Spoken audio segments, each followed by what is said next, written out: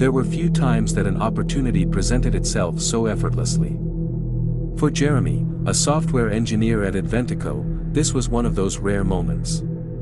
He had always been intrigued by the mysterious project taking place behind the locked doors of the technology suite.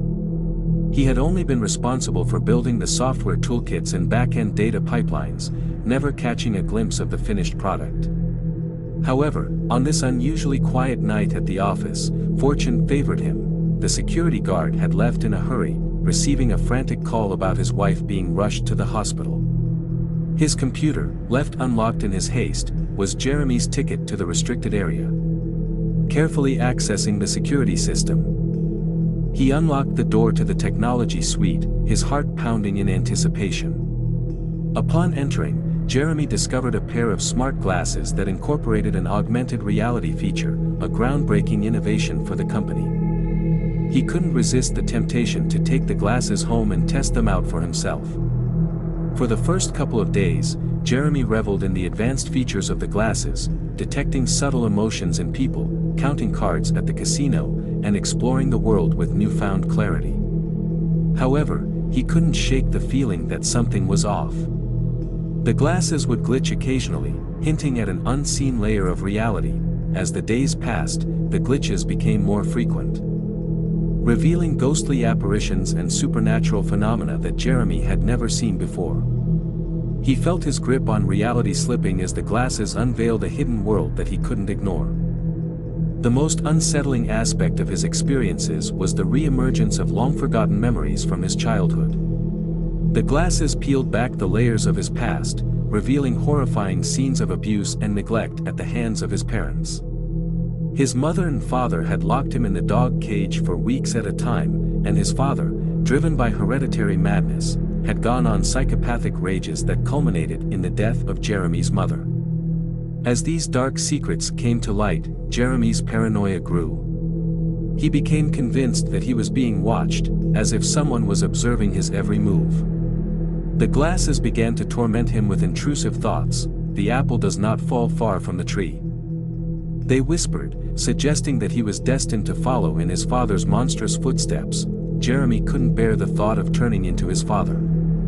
He returned the glasses to Adventico through the mail cart, hoping to rid himself of the sinister visions. A high-clearance official of the company found them and was relieved to recover their prized project, but Jeremy's ordeal was far from over.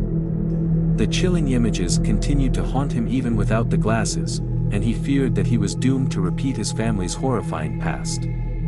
He retreated into the safety of his apartment, locking himself away from the world. He worked from home, ordered meals in, and only ventured outside under the cover of night to avoid posing a danger to others. One night, as he walked the streets, the ghostly words returned, urging him to visit his father's grave.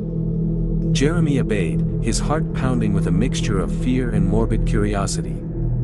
The cemetery was eerily quiet, and he couldn't shake the feeling that he was being watched. Startled by the snap of a tree branch, Jeremy turned to see a squirrel scampering away. When he turned back to the grave, he was confronted by a chilling sight. The ghost of his father stood before him, eyes filled with malice.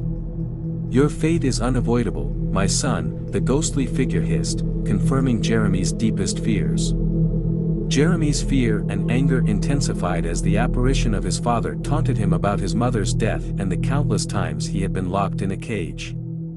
The malicious laughter echoing in his ears pushed Jeremy to the brink, and he erupted into a fit of uncontrollable rage, screaming into the night.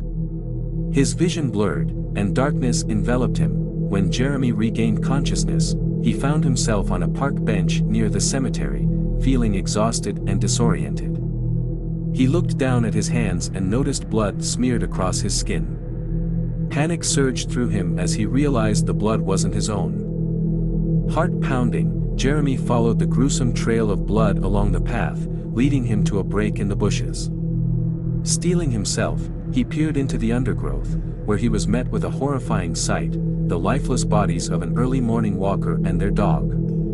His stomach churned, and bile rose in his throat as he realized the gravity of the situation. A small, ominous note lay on the dog's stomach, which read, "Daddy would be proud." Jeremy wretched in disgust, his entire body shaking with this sickening revelation. In that moment, he understood that he had become the monster he had desperately tried to escape. Unable to process the horror of his actions, Jeremy fled, leaving behind the gruesome scene and the shattered remnants of his life. He ran as far as he could, seeking solace in the distance that he hoped would separate him from his nightmarish past. But no matter how far he ran, the chilling words of his father's ghost echoed in his mind, a haunting reminder that he could never truly escape his sinister fate.